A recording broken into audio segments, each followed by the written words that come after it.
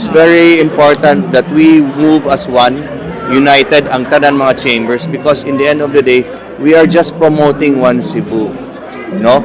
So, imagine if we work in silos, doing the same thing, but presenting ourselves differently.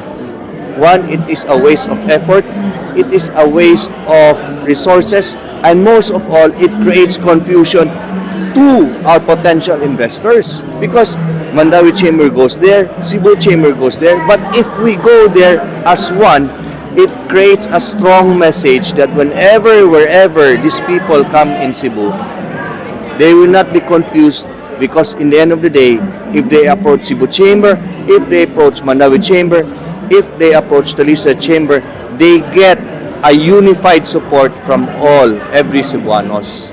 Well, within the CBM event, di magyun malikayan, maistoryahan magyun yung crisis, the hardship of the Filipinos. It's always been a part, because CBM is all about solutions to every challenges.